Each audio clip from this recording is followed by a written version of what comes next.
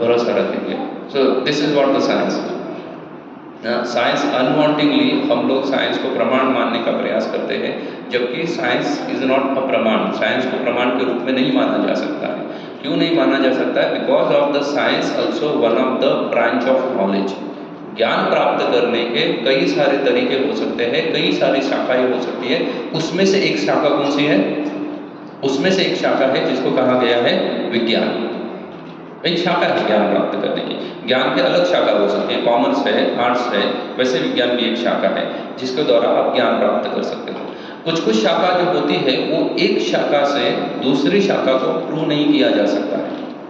एक शाखा से जो ज्ञान आप प्राप्त कर रहे हो ना, उस ज्ञान को, वो ज्ञान सत्य है या असत्य है, इसको आप दूसरी ब्रांच से, नॉलेज के दूसरे ब्रांच से प्रूव नहीं कर सकते हो। फॉर एग्जाम्पल, एक शाखा है ज्ञान की, उसको कहा जाता है पोएट्री। पोएट्री, काव्य, कविता, एक ज्ञान की शाखा है। कई सारे कवि हैं, आप में से कोई होंगे जो कॉलेज के समय में कुछ कविता लिखे होंगे या कुछ पढ़े होंगे कम से कम किसी लिखी हुई कविता। तो किसी एक कवि अपने प्रेयसी का वर्णन करते हुए लिख रहा है कि उसका चेहरा जो है ना वो चांद की तरह दिखता है। एक सुंदर स्त्री का वर्णन कैसे कर रहा है, वो कैसे दिख रही है? चांद की तरह दिख रही है। या आप भी कई बच्चों को देखते हो तो हमें वो बच्चे बिल्कुल फूल की तरह लगते हैं। हम बार बार बोलते भी हैं फूल की तरह बच्चा है। अभी आप साइंस के द्वारा प्रूव करके दिखाओ कि एक लड़की चांद की तरह कैसे दिख सकती है, या एक छोटा बच्चा है वो फूल की तरह कैसे दिख सकता है। Is it possible prove through the science? नहीं बोल सकते। बोल सकते हैं साइंस के द्वारा? नहीं कर सकते प्रूव, क्योंकि बच्चे के अंदर या चांद के अंदर के केमिकल कॉम्बिनेशन अलग है, इंसान के अंदर के केमिकल कॉम्बिनेशन अलग है, फूल के अंदर के केमिकल कॉम्बिनेशन अलग है, बच्चे के अंदर के केमिकल कॉम्बिनेशन अलग है। एंड अगर विज्ञान के द्वारा नहीं प्रूव कर सकते, इसका मतलब जो भी आपको इन्फॉर्म कर रहा है कि मैंने एक बच्चा देखा जो फूल जैसा था, वो झूठ बोल रहा है। सिंपल है ना, वो झूठ बोल रहा है ना। लेकिन झूठ बोल रहा है क्या व्यक्ति? नहीं, उसने जो बच्चे को देखा वो सच में फूल की तरह था। कैसे फूल की तरह था? क्योंकि ये काव्य है, इसमें क्या है, अलंकार आते हैं, उसकी कंपैरिजन की जाती है, तो वो अलंकार के हिसाब से वो सच बोल रहा है, साइंस के हिसाब से वो क्या बोल रहा है? झूठ बोल रहा है। तो वैसे ही हम जो रामायण पढ़ रहे हैं, इतिहास ज्ञान की अपनी एक शाखा है जिसको विज्ञान के द्वारा नहीं साबित किया जा सकता। विज्ञान सही है अपने जगह पे और इतिहास भी सही है अपने जगह पे। तो उस रामायण के कई सारे क्या हो चुके हैं, कई बार रामचंद्र आए ना, रामायण शतकोटि आपा, शतकोटि हो चुका है। कैसे हो सका है शतकोटि? तो आनंद रामायण में एक घटना वर्णन करते हैं। आनंद रामायण में घटना वर्णन होती है। उस घटना के अनुसार एक समय की बात है, भगवान रामचंद्र वहाँ से रावण का वध करके अयोध्या लौट चुके थे। अयोध्या में आने के बाद भगवान रामचंद्र अपना कार्य कर रहे थे, एक राजा का उत्तरदायित्व जो होता है उसको ठीक से निभा रहे थे। और हनुमान जी उनके सेवक हैं, जो कि क्या करते थे, उनको उस कार्य में भगवान को सहायक करते थे, या भगवान की सेवा में क्या करते थे, उनको सहायक करते थे। तो जब वो भगवान को अपने अपनी सेवा में सहाय कर रहे हैं, तो हनुमान जी देख रहे हैं कि सब कुछ ठीक ठाक चल रहा है, लोगों को खान पान आदि सभी व्यवस्था ठीक से हो रही है। उसके साथ साथ हनुमान जी देखते हैं कि बहुत सारे जगह पे कथाएं चल रही है। जैसे आज आप देखोगे कि हर जगह पे राम कथा के बड़े बड़े पोस्टर्स लगे होंगे, कहीं पर भागवत कथा चल रही होगी, बड़े बड़े पंडित उसको क्या कर रहे हैं, उसका निरूपण कर रहे हैं। मैं भी अपने मंद बुद्धि से उसको निरूपण करने का प्रयास कर रहा हूँ। तो ऐसा हर जगह पे आप देखोगे। तो वैसे ही हर जगह पे चल रहा था, हर जगह पे निरूपण चल रहा था। तो हनुमान जी जाके एक कथा में बैठ जाते हैं। कथा में बैठते हैं, कथाकार बहुत सुंदर तरीके से वर्णन कर रहा है। कथाकार वर्णन करता है कि जब हनुमान जी लंका चले गए, कैसे समुद्र को लांग के चले गए। तो वर्णन कर रहा है कि हनुमान जी ने समुद्र को कैसे लांगा। तो उसमें क्या वर्णन कर रहा है कि हनुमान जी ने अपना बहुत बड़ा अकराल विकराल रूप धारण कर दिया ना, he increased himself like a very big kind of way, और उन्होंने क्या कर दिया, जस्ट एक पग से समुद्र को लांग दिया। अभी आपने क्या सुना है, हनुमान जी उड़ के चले गए, लेकिन वो कथाकार ने क्या बोलते, हनुमान जी ने क्या कर दिया, जस्ट वन स्टेप, एक पैर उन्होंने इस तरफ था समुद्र के, दूसरा पैर समुद्र के उस तरफ रख दिया और हनुमान जी चले गए लंका के अंदर। हनुमान जी बोले ऐसा तो मैंने कुछ किया नहीं था। ये कथाकार क्या कर रहा है, झूठ बता रहा है, कुछ तो गलत कथा बता रहा है, चाहे प्रिपरेशन नहीं करके आया है, ठीक से पढ़ा नहीं है, और कुछ भी लोगों को क्या कर रहा है, मिसगाइड कर रहा है। लोगों को अगर ये मिसगाइड कर रहा है तो फिर मिसगाइडर्स को तो पनिशमेंट भी देनी चाहिए। तो हनुमान जी क्या करते हैं, उसको एक चांटा लगा देते हैं। 9 बेजार सुनो उसका कथा तो बंद कर दिया हनुमान जी ने, क्योंकि हनुमान जी चांटा लगाने के बाद तो वो आगे कुछ बोल ही नहीं पाएगा, नेक्स्ट डे भी नहीं, उसके नेक्स्ट डे भी नहीं। और फिर हनुमान जी वहाँ से चले जाते, बोलते ये कुछ बेकार कथा सुना रहा है, ये कथा का कुछ दम नहीं है इसमें। तो हनुमान जी वहाँ से चलते हैं और पहुँच जाते हैं संध्या के समय में भगवान रामचंद्र के पास। आरती आदि होती है, भगवान बैठे हुए हैं, हनुमान जी उनका क्या करते हैं, चरण सेवा करने लगते हैं। जब चरण सेवा करने लगते हैं तो भगवान रामचंद्र पूछते हैं हनुमान जी को कि अयोध्या में सब कुछ ठीक ठाक तो चल रहा है? हनुमान जी बोलते हैं सब ठीक ठाक चल रहा है, लेकिन कुछ कुछ बदमाश लोग हैं, वो क्या कर रहे हैं ना, गलत कथाएं सुना रहे हैं लोगों को, तो उनके लिए हमें कुछ करना पड़ेगा, आपको एक्शन लेना पड़ेगा, नहीं तो ऐसे ही गलत कथाएं चलती रहेंगी। रामचंद्र ने पूछा कि क्या गलत कथा सुना रहा था कोई? तो उन्होंने पूरा बता दिया कि ऐसा ऐसा एक कथाकार था, बोला था कि मैंने समुद्र लांघ दिया, एक बड़ा विकराल रूप धारण कर दिया, एक पैर समुद्र के इस पार, एक पैर समुद्र के उस पार कर दिया, और मैं समुद्र क्या करके गया, पार करके चला गया। भगवान रामचंद्र बोलते हैं अच्छा ऐसा कह रहा था, लेकिन तो सरासर गलत कह रहा था। और भगवान जब हनुमान से ऐसा बात कर लेते हैं ना, तो उनके हाथ में रिंग पहनी हुई थी, उंगली में मुद्रिका पहनी हुई थी, भगवान उसके साथ खेल रहे थे, उसको बाहर निकाल रहे थे, फिर से उसको उंगली में पहन रहे थे, बाहर निकाल रहे थे, उसको उंगली में पहन रहे थे। बहुत बार हम लोग भी ऐसा करते हैं। तो वो बाहर निकाल के पहनने के चक्कर में वो भगवान के हाथ से गिर जाती है। अभी गिर गई, मुद्रिका है तो वो गोल गोल घूमते हुए, रोटेट होते हुए उस कमरे से बाहर चली जाती है जहाँ भगवान और हनुमान जी बैठे हुए थे। भगवान हनुमान को कहते हैं भाई वो रिंग लेके आओ जो गई में। हनुमान जी तुरंत दौड़ते हैं कमरे के बाहर, तो हनुमान जी देखते हैं वो रिंग उस कमरे से बाहर और रोटेट होके होके वो महल से बाहर निकल जाती है। हनुमान जी उसके पीछे दौड़ते हैं। उसके पीछे दौड़ने के बाद जब महल के बाहर कितनी सारी क्या है स्टेप्स लगी हुई है ना, कई सारे स्टेप्स बने हुए हैं, उस पर वो रिंग गिर के हवा में क्या हो जाती है, उछल जाती है। तो हवा में उठती है तो हनुमान जी को तो अभी तो लाना तो पड़ेगा, क्योंकि रामचंद्र ने बोला है कि भाई रिंग जाके लेके आओ करके। हनुमान जी उसके पीछे क्या करते हैं, उस रिंग के पीछे हवा में उछलते हैं। हनुमान जी भी बहुत जोर से पूछते हैं और उनको पकड़ने के लिए वो जो मुद्रिका है भगवान की, वो हवा में उड़ते उड़ते उड़ते उड़ते हिमालय में पहुंच जाती है। हनुमान जी उसके पीछे कहाँ पहुंच जाते हैं, हिमालय पहुंच जाते हैं। हिमालय में जाने के बाद एक दो जगह पे वो रिंग गिरने के बाद एक गुफा में चली जाती है। हनुमान जी उसके पीछे पहुंच जाते हैं गुफा के द्वार पे। गुफा के द्वार पे जब हनुमान जी पहुंचते हैं तो वहां पे दो बड़े बंदर खड़े थे जो हनुमान जी को रोकते हैं, बोलते हैं आप द्वार के अंदर नहीं जा सकते। हनुमान जी कहते हैं कि भाई मैं क्यों द्वार के अंदर नहीं जा सकता हूँ? तो बोलते हैं क्योंकि हनुमान जी जो है ना वो अंदर तपस्या कर रहे हैं, उनको डिस्टर्ब होगा, इसलिए आप गुफा के अंदर प्रवेश नहीं कर सकते। हनुमान जी और चौंक जाते हैं, बोले कल एक ने गलत सुनाया, वहां तक तो ठीक था, लेकिन अभी ये क्या सुना रहे हैं, मैं स्वयं बाहर खड़ा हूँ और ये क्या बोल रहे हैं कि अन्य कोई हनुमान है वो क्या कर रहा है, अंदर अंदर गुफा में तपस्या में रत है। हनुमान जी बोलते हैं यार ये तो गलत है। वो उनको समझाते हैं, अपना आईडी प्रूफ आधार कार्ड वगैरह निकाल के दिखाए होंगे हनुमान जी की मैं ही क्या हूँ ना, हो सकता है पासपोर्ट भी दिखाए होंगे, श्रीलंका गए तो विदाउट पासपोर्ट तो गए नहीं होंगे, तो पासपोर्ट भी निकाल के उन्होंने दिखा दिया कि मैं ओरिजिनल हनुमान हूँ करके। तो वो जो दो बंदर है ना वो हनुमान को देखते हुए क्या करने लगे, हंसने लगे। हनुमान को देख के वो लोग हंसने लगे। बोले हनुमान, बोले क्या हो गया? बोले बीमार हो आप, इतने दुबले पतले कैसे हो गए? बोले हनुमान जी और दुबला पतला तो हो ही नहीं सकता है। हनुमान जी सोचने लगे कि बोले कुछ तो गड़बड़ है यहाँ पे, लेकिन हनुमान जी क्या है, बुद्धिमान है, सीधा सीधा सूर्य से उन्होंने ज्ञान प्राप्त किया है, इसलिए हनुमान जी बहुत नम्र बन जाते हैं और उनको बोलते हैं कि भाई अगर अंदर कोई हनुमान है ना तो मैं उनके दर्शन लेना चाहता हूँ, आप अगर परमिशन लेके आते हो, मेरा ये आईडी पासपोर्ट आधार कार्ड सब दिखाओ उनको और मांगो उनसे परमिशन कि मैं क्या करना चाहता हूँ, दर्शन लेना चाहता हूँ। उसमें से एक बंदर अंदर जाता है, कुछ समय के बाद लौट के बाहर आता है और हनुमान को बोलता है आप अंदर जा सकते हो, आपको अपॉइंटमेंट मिल गया है, आप जाके क्या करो, मिलो, जाके दर्शन ले लो। हनुमान जी गुफा में प्रवेश करते हैं, बहुत बड़ी गुफा थी और वहाँ पे हनुमान जी देखते हैं कि उनसे लगभग 100 गुना बड़ा बंदर वहाँ पे बैठ के क्या कर रहा है, तपस्या कर रहा है। हनुमान जी जाके उसको प्रणाम करते हैं और उसको बहुत नम्र भाव से पूछते हैं कि महाशय आप हो कौन? तो बंदर अपने आप को ऊपर बोलता है, बोले मैं तो हनुमान हूँ, राम भक्त हूँ मैं, मेरा नाम है हनुमान। हनुमान जी बड़े चौंक जाते हैं, सकपका जाते हैं, बोलते ये कैसे हो सकता है, एक हनुमान कहाँ से आ गया?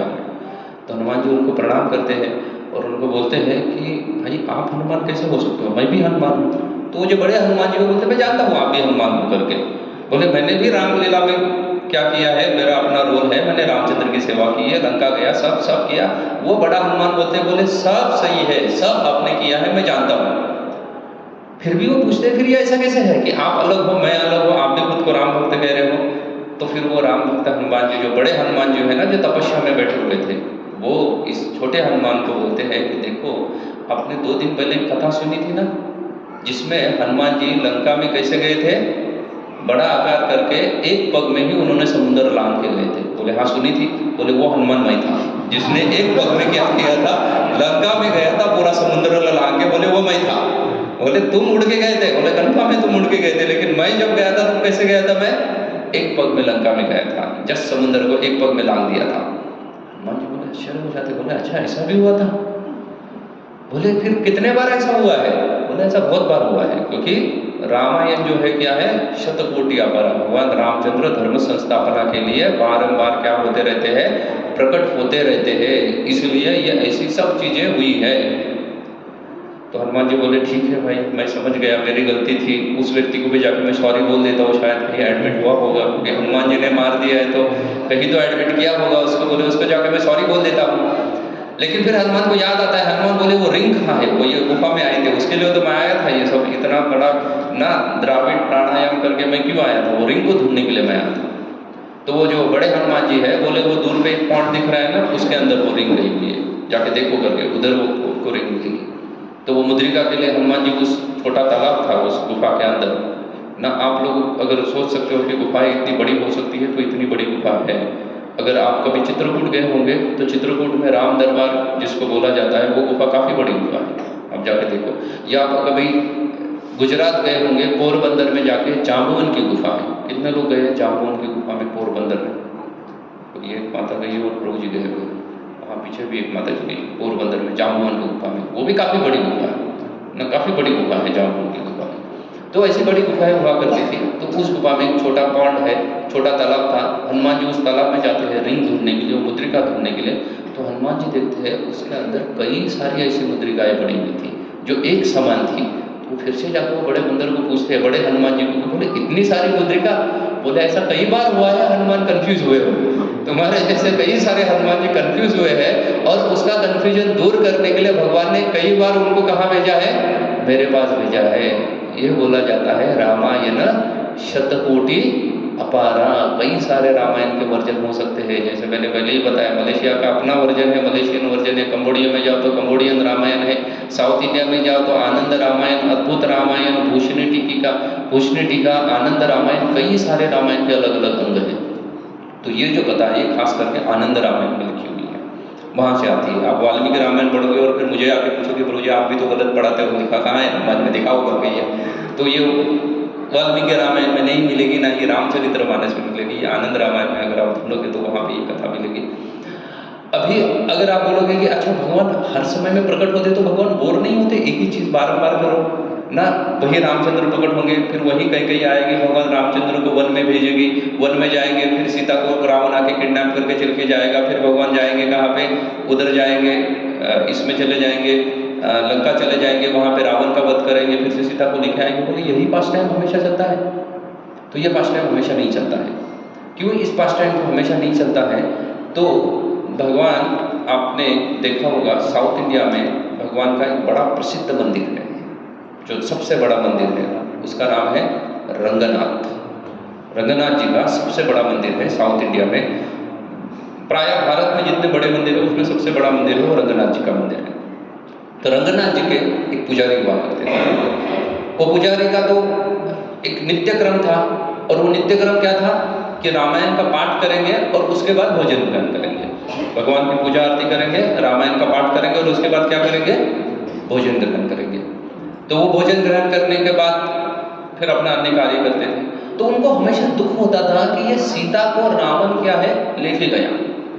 तो उन्होंने कई सारे रामायण, अलग अलग रामायण पढ़े, रामायण शतकोटि अपारा, कई अन्य रामायण वर्जन उन्होंने पढ़े। हर वर्जन में उन्होंने देखा कि रावण सीता को क्या करता है? भगा के लेके जाता है या किडनैप करके लेके जाता है। और भगवान रामचंद्र उसको क्या करते हैं? बहुत दुख सहन करके वन में आते हैं। कई बार उनको वन में भी भेज दिया। बड़े दुखी रोने लगे और रोने लगे, और रोने के बाद उन्होंने सोचा ये भगवान के जीवन में इतना सारा दुख क्यों है? और उस रोने के चक्कर में उन्होंने क्या कर दिया? भोजन करना छोड़ दिया। बोले रामायण भी मैं नहीं पढ़ सकता, क्योंकि रामायण में पढ़ूंगा तो उसमें भी क्या पढ़ने मिलेगा, वही रामचंद्र वनवास चले गए, सीता माता को रावण किडनैप करके लेके गया। बोले यही अगर होना है तो मुझे नहीं पढ़ना ये रामायण। अच्छा, मैं रामायण नहीं पढ़ूंगा तो भोजन नहीं करेंगे, क्योंकि उसका नियम ही है ना, नियम के पक्के हैं कि जब तक रामायण नहीं पढ़ेंगे भोजन नहीं करेंगे। एक दिन हो गया, 2 दिन हो गए, 3 दिन, 4 दिन, 1 हफ्ता बीत गया, वो जो पुजारी है उन्होंने कुछ खाया नहीं, क्योंकि वो रामायण नहीं पढ़ रहे हैं, क्योंकि रामायण में ऐसी सब दुखद घटनाओं का वर्णन आया हुआ है। तो भगवान रंगनाथ को चिंता होने लगी।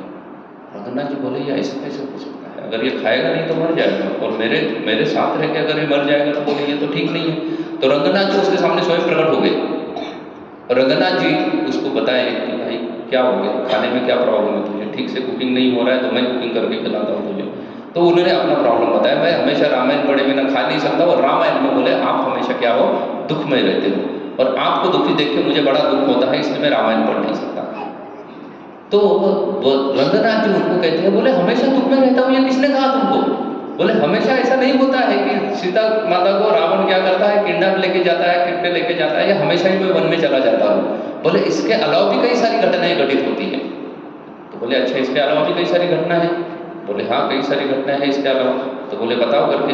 तो उस पुजारी को भगवान ने स्वयं एक रामायण का वर्जन बताया, स्वयं राम कथा की भगवान ने, रंगनाथ जी ने सदाई है राम कथा। और उस राम कथा में कहीं पे भी ये वन गमन और सीता माता का हरण, ये दोनों सेक्शन नहीं है उसमें, कहीं पे भी नहीं है। उसमें सब कुछ है, वो क्या है, हैप्पी हैप्पी गुडी गुडी है, सब कुछ वर्णन किया हुआ है, वो सब हैप्पी हैप्पी सिचुएशन वर्णन किया हुआ है। सब सुनाने के बाद भगवान ने उनको कहा कि आप क्या नहीं करोगे, इसको लिखोगे नहीं, आप इसको कहीं लिखोगे, नोट डाउन करके मत रखना, आप उसको बोल सकते हो। इसलिए आप साउथ इंडिया में जाओगे तो साउथ इंडिया में ये भी एक रामायण का वर्जन बहुत प्रसिद्ध है, जो लिखा नहीं जाता है, या अभी लिखा गया है तो उसमें कई सारी फोक स्टोरीज इन्वॉल्व हुई है, लेकिन वो रामायण है जो किसने कहा था, रंगनाथ जी ने स्वयं कहा था, और जिसमें सीता किडनैप एंड वनगमन वाला कोई पास्ट टेंस नहीं है। तो ऐसे रामायण के कई सारे क्या है दिए गए हैं, वर्जन दिए गए हैं। तो ऐसी कथा को आप अगर देखोगे रामायण के वर्जन के बारे में, तो अन्य भी कई सारी चीज़ें बोली गई है रामायण के बारे में, अन्य कई सारे रामायण लिखे गए हैं या जो बोले गए हैं। तो अन्य रामायण आपको कैसे पता चलेगा कि रामायण कई सारे हैं? तो अभी हम जो रामायण देख रहे हैं उसमें खास करके जय और विजय क्या करते हैं, श्राप के कारण राक्षस बन जाते हैं, उनको बनाया जाता है, एक को रावण और एक को क्या बनाया जाता है, कुंभकर्ण बनाया जाता है। लेकिन अन्य कुछ रामायण है, जैसे एक रामायण है जिसको साउथ इंडिया में ही फेमस रामायण है, जो कंब मुनि में लिखा हुआ है, कंब रामायण है, कंब रामायण करके, उसमें जो राम कथा का वर्णन है, उस राम कथा के वर्णन में ये जय विजय नहीं है, या जय विजय रावण और कुंभकर्ण करके नहीं आए हुए हैं। तो उस रामायण की घटना में जो रावण और कुंभकर्ण बन के आए ना, तो वो रावण जो है वो जलंधर है। जलंधर आपने सुनी होगी ये कथा, तुलसी महाराज के पति थे, तो वो जलंधर को क्या बनाया हुआ है, रावण बनाया हुआ है। एक घटना ऐसी ही घटित हुई थी जिसमें भी अलग एक वर्णन आता है। एक समय की बात है, नारद मुनि जो है ना, वो कामदेव के ऊपर विजय प्राप्त कर लेते हैं। काम भगवत गीता अगर आप पढ़ोगे तो हमारे सबसे बड़े जो शत्रु है वो 2 शत्रु हैं। वैसे तो कई सारे शत्रु हैं हमारे ना, जो शास्त्र में वर्णित शत्रु है उसके बारे में तो हम सोचते नहीं है। हम सिर्फ कौन से शत्रुओं के बारे में सोचते हैं, जो यहाँ पे आजू बाजू है ना। सास सोच रही है कि बहू मेरी शत्रु है, बहू सोच रही है कि कौन शत्रु है, सास को अभी रिटायर्ड होना चाहिए, बोले समय आ गया है इनका। हम इन्हीं शत्रुओं के बारे में सोचते हैं, लेकिन ये छोड़ के हमारे कई सारे शत्रु है। उसमें से जो 2 मेजर शत्रु है जिसके वजह से हम इस भौतिक संसार में हैं। अब भगवत गीता उठा के देखोगे तो उसमें भगवान क्लियर बोलते हैं, काम येष क्रोध येष, काम और क्रोध ये 2 हमारे सबसे बड़े शत्रु हैं। हम इस भौतिक संसार में बंधे हुए हैं बिकॉज ऑफ द काम, और फिर हम कई सारे अन्य कर्म करते हैं बिकॉज ऑफ द क्रोध। काम और क्रोध ये 2 को अगर हम हरा देंगे ना तो इस भौतिक संसार से निकल जाएंगे। लेकिन ये 2 बहुत बड़े शत्रु हैं जो काम और क्रोध, जो हमारे साथ लगे हुए हैं। तो ये काम जो है उसका जो प्रतिनिधि स्वरूप है, क्योंकि आध्यात्मिक के अनुसार हर चीज़ के लिए एक प्रिडोमिनेटिंग डीटी रहती है, चाहे कोई भी चीज़ हो, सत्वगुण हो, या आप भक्ति भी कर रहे हो तो भक्ति की एक प्रिडोमिनेटिंग डीटी है जिसको हम भक्ति देवी कहते हैं ना। एक प्रिडोमिनेटिंग डीटी हर चीज़ के लिए होती है। जितने भी सारे देवता हैं, इन देवताओं को कैटेगराइज किया जाता है। जितने भी सारे देवता है, आपने सुना होगा कितना है, 33 करोड़ से बोला गया है, कोटि बोला गया है, कोटि 33 कोटि देवताओं का वर्णन आया है। तो इन देवताओं को कैटेगराइज किया जाता है सत्वगुणी देवता, रजोगुणी देवता, तमोगुणी देवता, ऐसे 3 कैटेगरी में उनको क्या किया जाता है, डिवाइड किया जाता है। अभी ये जो कली है ना, कली जिसके इन्फ्लुएंस में हम लोग अभी रह रहे हैं, कली ये भी एक देवता है, लेकिन ये कैसा देवता है, तो इसको तमोगुणी देवता कहा गया है। कल्कि जो है या कली जो है वो तमोगुणी देवता है। ये देवताओं को क्या है, कैटेगराइजेशन किया हुआ है।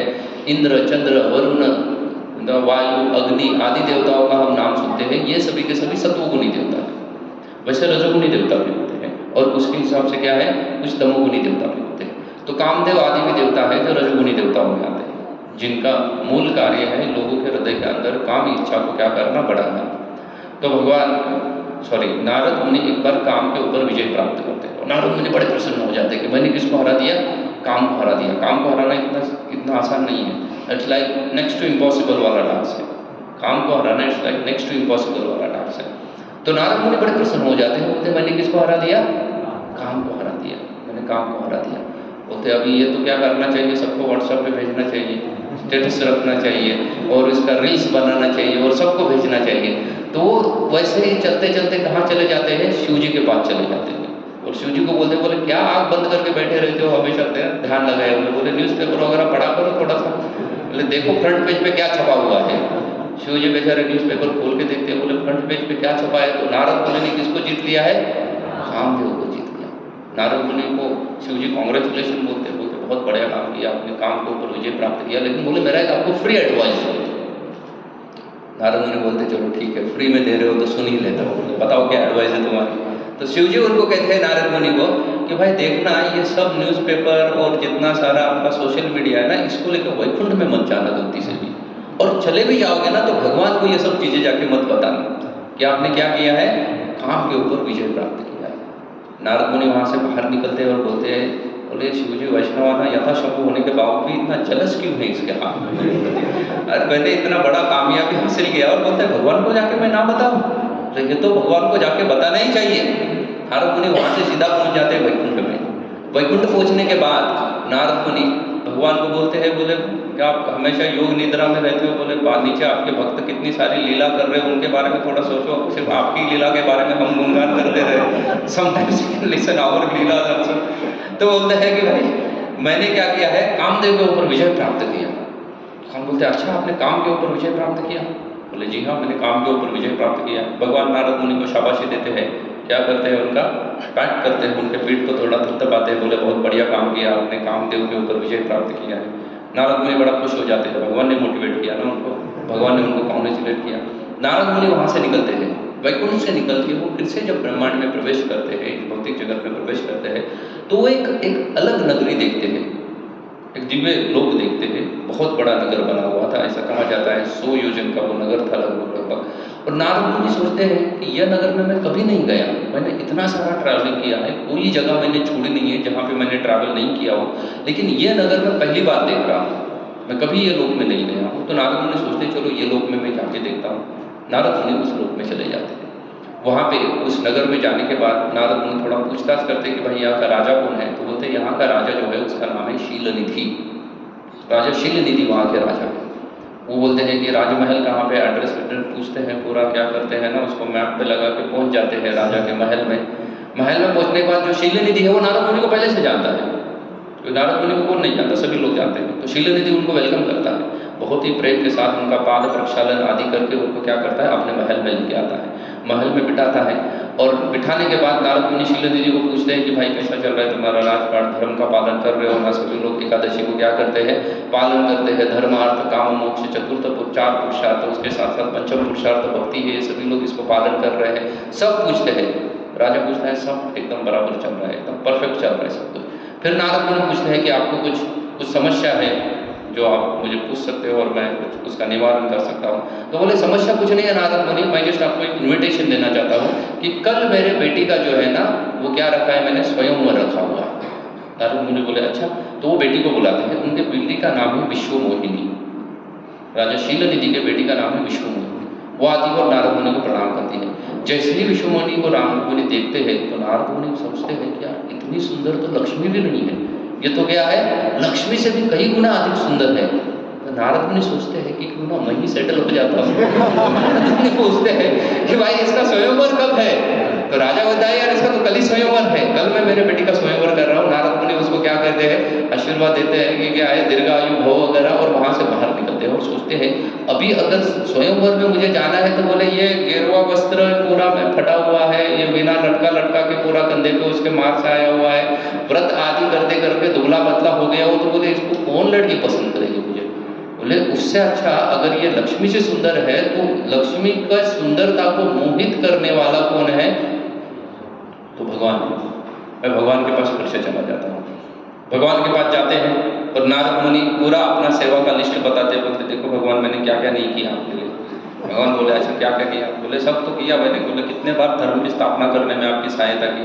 बोले ये ना आपके नाम का नारायण नारायण जप करके वो ये वीणा का तार बजाते बजाते मेरे उंगलियां तो बोले घिस गई है। बोले वीणा भी घिस गई, मेरी उंगलियां भी घिस गई, इतना मैंने सिर्फ आपके नाम का क्या किया है, प्रचार किया है। बोले इतना सारा मैंने प्रचार किया आपके नाम का। भगवान बोले हाँ वो तो आपने किया है। बोले दैट इज एक्सेप्टेड। बोले आपने बहुत हार्डवर्क किया है, क्या करने के लिए, भगवत नाम का प्रचार करने के लिए, भगवत धर्म का प्रचार करने के लिए। नारद मुनि बोले कई बार तो व्रत रहना पड़ा। बोले हिरण्यकशिपु जैसे असुरों के सामने तो मेरे किस पे पड़ी थी, जान पे पड़ी थी, मेरी जान भी जा सकती थी। भगवान बोले हाँ आपने तो बहुत रिस्क लिया है मेरे नाम का प्रचार करने के लिए। तो नारद मुनि बोलते हैं लेकिन अब तक मैंने कुछ मांगा आपसे? भगवान बोलते कुछ नहीं मांगा, तो अब मांग लो। बोले जो चाहिए मांग लो। तो भगवान नारद मुनि तो जब बोलते हैं कि जो चाहे मांग लो, तो नारद मुनि कहते हैं कि आप क्या करना ना, मुझे आपका ये हरि रूप दे देना। हरि जो होता है वो क्या है, सर्व आकर्षक इति हरि है, सर्व दुख हरण इति हरि, दोनों होता है। हरि मतलब आकर्षक भी होता है, हरि का मतलब होता है कि सबके दुखों को हार ले, या चित्त हरि इति हरि भी कहा जाता है कि सबके चित्तों को क्या कर सकता है, जो अपनी ओर आकर्षित कर सकता है, उसको भी हरि कहते हैं। बोले मुझे ये हरि रूप आपका चाहिए। बोले कुछ समय के लिए चाहिए, एक दिन के लिए खाली। भगवान बोले नारद मुनि आपके भले के लिए जो भी कुछ चाहिए ना मैं सब करने के लिए तैयार हूँ, आपको हरि रूप में प्रकट प्रदान करता हूँ। नारद मुनि तो बड़े खुश हो गए, भगवान को बारंबार प्रणाम किए, नाचते गाते कहाँ पहुँच गए, उस रात्रि में उसी नगर में पहुँच गए जो राजा शीलनिधि की नगरी थी ना, उसी में नारद मुनि पहुँच गए रात्रि में। बोले यहीं पे कल सुबह बोले पहली सीट मुझे ही मिलनी चाहिए।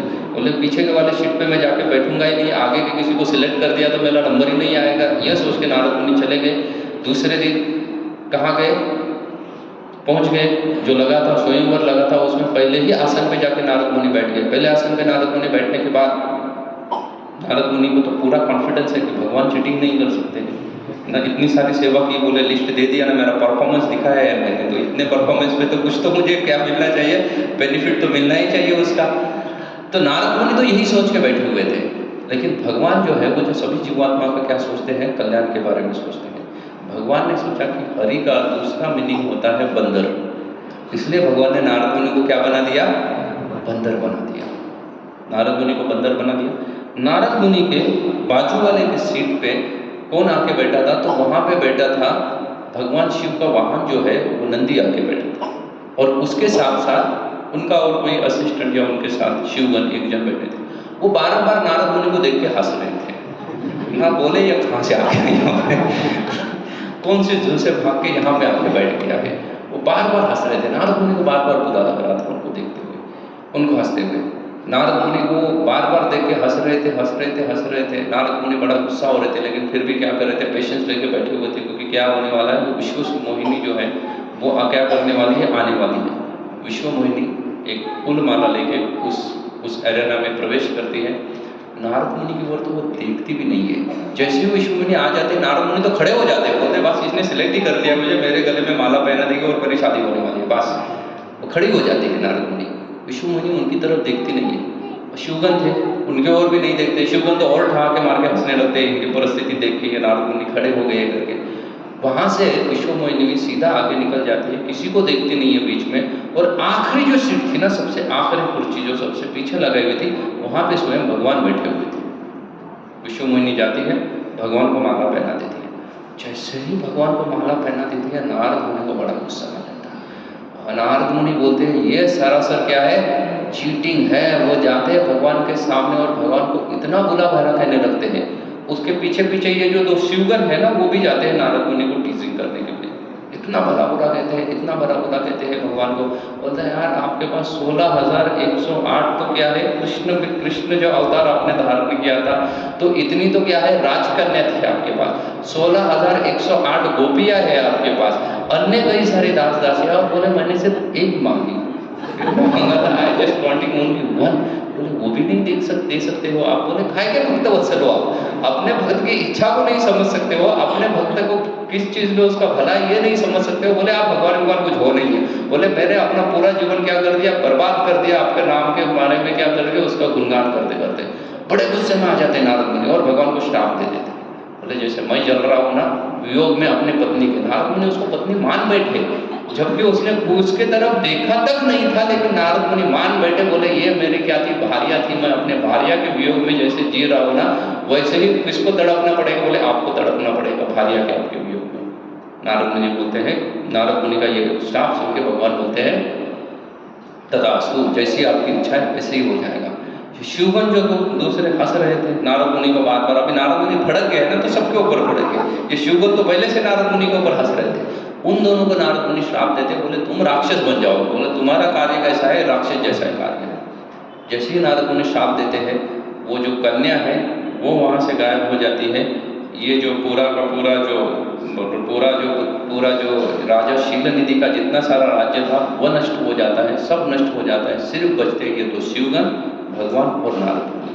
ये सब जब चला जाता है तब नारद मुनि अपने सेंस में आते हैं, तो ये क्या कर दिया मैंने ना, मैं क्या करने निकला था और ये सब क्या हो गया। फिर उनको शिव जी की बात याद आती है, बोले उधर मत लेके जाना न्यूज़पेपर, समझाया था शिव जी ने लेकिन नारद मुनि गए वो न्यूज़पेपर लेके वहाँ पे, और उसका परिणाम स्वरूप ये हुआ। तो उसके बाद जो रामायण घटित हुई है उसमें भगवान स्वयं रामचंद्र करके आए गए, और ये दो जो शिवगण है ना वो आए थे रावण और कुंभकर्ण पर। ये घटना जो है ये अद्भुत रामायण में लिखी हुई है। बोले ये अद्भुत रामायण बताता है कि ये रामायण का वर्णन है जिसमें ये लोग रावण थे, ये लोग रावण नहीं थे। तो ऐसे रामायण के कई सारे वर्जन दिए हुए हैं, ऐसे तो कई सारे और भी कई सारे हैं, और टाइम इज ओवर क्योंकि 8:30 तक हमारा क्लास का 10 मिनट और वैसे एक्स्ट्रा हो गया है। तो ऐसे कई सारे रामायण की घटना है जिसमें भगवान रामचंद्र प्रकट हुए हैं, लेकिन उनके प्राकट्य का जो मूल कारण है वो क्या है, उनके प्राकट्य का जो मूल कारण है वो है धर्म की स्थापना करना, और वो भी कैसे, स्वयं के आचरण से। स्वयं भगवान आचरित करके क्या करेंगे, धर्म की स्थापना करेंगे। तो फिर आप बोलोगे फिर जस्ट बहुत बार मैं घूमता हूँ तब मुझे कई सारे लोग बोलते हैं कि अभी धर्म की स्थापना तो फिर मुस्लिम रिलीजन है, क्रिश्चियन रिलीजन है, और भी कई सारे इज़म्स हैं, तो ये सब की स्थापना भी भगवान ने की हुई है। तो इसका उत्तर श्रील प्रभुपाद जी उसी श्लोक का तात्पर्य में बोलते हैं यस, ये सब की भी स्थापना भगवान ने की हुई है। कैसे स्थापना की हुई है, तो विश्वनाथ चक्रवर्ती ठाकुर इसके ऊपर बहुत डिटेल एक्सप्लेनेशन देते हुए कहते हैं कि धर्म जो है ना उसकी जब ग्लानि होती है तो ग्लानि भी कुछ परसेंटेज में होती है। धर्म जो मूल धर्म है वो वर्णाश्रम है, या जो ये 4 पुरुषार्थ कहे गए हैं, धर्म अर्थ काम मोक्ष, या वर्णाश्रम धर्म, उसकी चर्चा होती है। तो वर्णाश्रम धर्म में जब ग्लानि होती है, मतलब ऐसा होता है कि कुछ लोग जो है वो धर्म को 100 आउट ऑफ 100% क्या कर रहे थे, पालन कर रहे थे, लेकिन वो लोगों में अगर धर्म की ग्लानि हो जाएगी तो वो धर्म को कितना छोड़ेंगे, 20-30% धर्म को छोड़ देंगे और 70-80% क्या करेंगे, पालन करेंगे। कुछ लोग होते हैं वो धर्म का पालन ही कर रहे थे 20%, और उनमें जब धर्म की ग्लानि आ जाएगी तो वो कितना परसेंट धर्म को पालन करेंगे, 5% या 10% धर्म को पालन करेंगे। ऐसे दो केसेस हैं। अभी इस परिस्थिति में जो व्यक्ति धर्म ही पहले से 20% पालन किया जा रहा था जिस जगह पे, वहां से धर्म 10% पे आया, तो भगवान उसको 100% पे लेके जाएंगे क्या, नहीं लेके जाएंगे। उसको फिर से कहाँ पे स्थापित करेंगे, 20% तक ही स्थापित करेंगे, क्योंकि वो लोग उतना ही धर्म को समझ सकते हैं। और जो 100% धर्म पालन कर रहा था वो अगर 80-90 पे आ जाता है तो उसको उठा के फिर से कहाँ पे लेके जाएंगे, 100% पे लेके जाएंगे। तो अभी जब 100% वाला स्टूडेंट है उसको अगर कम मार्क्स गिरते हैं तो उसको सीधा कौन पढ़ाने के लिए आ जाएगा, टीचर खुद पढ़ाएगा उसको, टीचर खुद पढ़ाने के लिए आ जाएगा, क्योंकि तू 100 से क्या हो गया, तेरा परसेंटेज नीचे गिर गया है, वो ठीक नहीं है, मैं खुद तुझे पढ़ाऊंगा। लेकिन जो बच्चे को 20 मार्क्स मिल रहे थे वो नीचे गिर के 10 पे आ गया तो टीचर खुद उसको पढ़ाएगा, नहीं पढ़ाएगा, बल्कि जिस स्टूडेंट को 50-60 मार्क्स मिल रहे हैं ना, तो ये स्टूडेंट को बोलेगा कि तू इसके साथ बैठ के पढ़ाई कर, इसके साथ पढ़ाई करेगा तो तू क्या हो जाएगा, थोड़ा इम्प्रूव हो जाएगा। भगवान धर्म की स्थापना एग्जैक्टली ऐसे करते हैं। भारतवर्ष जिस भूमि में हम रह रहे थे, यहाँ पे लोग धर्म का पालन 100% करते थे, वहाँ से अगर ग्लानि आ जाती है तो वो धर्म थोड़ा सा नीचे गिर जाता है, 70%, 75%, 85% ऐसा कुछ लोग पालन करते हैं। तब उनको पढ़ाने के लिए सीधा साक्षात कौन आ जाते हैं, भगवान स्वयं प्रकट होते हैं उनको धर्म सिखाने के लिए। लेकिन अन्य जो लोग हैं वो धर्म का पालन ही कितना कर रहे थे, 20%। अभी वहाँ से नीचे कर गया तो भगवान ने किसको भेज दिया, किसी एक स्कॉलर स्टूडेंट को भेज दिया, बोले जाके उनको क्या करो, तुम धर्म सिखाओ। लेकिन सबका धर्म की स्थापना किसने की है, भगवान स्वयं धर्म की स्थापना करते हैं, अपने आचरण से वो धर्म सिखाते हैं। फिर कुछ लोगों का आजकल बहुत सारे सोशल मीडिया पे ये भी क्वेश्चन है कि भगवान हमेशा भारत में ही क्यों प्रकट होते हैं, अमेरिका में क्यों प्रकट नहीं हुए, जर्मनी क्यों नहीं प्रकट हुए। अभी आप लोग सोचो, फ्रांस की देवी का दर्शन अगर लेने के लिए आपको जाना होता तो पॉसिबल था ये, नहीं था। तो उस दृष्टि से तो हमारे लिए अच्छा है कि भगवान यहाँ पे प्रकट हुए। लेकिन ऐसा नहीं है, भगवान सब जगह पे प्रकट होते हैं, अलग अलग जगह पे भगवान प्रकट हुए हैं, इसके एविडेंस आपको शास्त्र में मिल जाएंगे। लेकिन प्रॉब्लम साली इतना होता है, जैसे कुछ जगह का इतिहासों में वर्णन आता है, कुछ जगह का इतिहास में वर्णन नहीं होता है। क्यों नहीं होता है, जैसे अगर आप भारत का स्वतंत्रता का इतिहास देखोगे तो उसमें ज़्यादातर आपको कलकत्ता, पुणे, बम्बई, दिल्ली, कराची, इन शहरों के नाम मिलेंगे ना। तो इसका मतलब यह नहीं है कि चेन्नई में या तमिलनाडु में कोई छोटा गांव है, वहाँ के लोग स्वतंत्र होना नहीं चाहते थे, वहाँ के लोग भी चाहते थे, उन्होंने अपने लेवल पे प्रयास भी किया। लेकिन मेनली प्रयास कहाँ हुआ है, इन जगहों पे हुआ है, या ये सिटीज थे तब। जैसे आज अगर आप यहाँ बम्बई में ढोल पीटोगे ना तो पूरे महाराष्ट्र में सुनाई देगा, दिल्ली में पीटोगे तो पूरे महाराष्ट्र में सुनाई देगा। लेकिन किसी छोटे गांव में जाके बजाओगे तो महाराष्ट्र में पूरा सुनाई देगा या पूरे देश में नहीं होगा। तो वैसे ही उस समय में भारतवर्ष जो है वो क्या हुआ करता था, पूरे पृथ्वी का राजधानी था। तो इसलिए भगवान यहाँ अवतार धारण करते, जिसके वजह से क्या हो जाए, सभी लोगों को उसको ठीक से समझ में आ जाए। आज तक के लिए तो हम यहीं पर रुकते हैं। इसके बाद ये इंट्रोडक्शन था रामायण का। नेक्स्ट सैटरडे से हम रामायण को शुरुआत करेंगे। रामायण का जो प्रथम कांड है या प्रथम यूनिट है, उसका नाम है अयोध्या कांड। तो हम अयोध्या कांड से क्या करेंगे, रामायण की अयोध्या कांड नहीं, बाल कांड प्रथम यूनिट है, तो हम पहला शुरुआत कहाँ से करेंगे, बाल कांड से करेंगे। Thank you very much. Hare Krishna.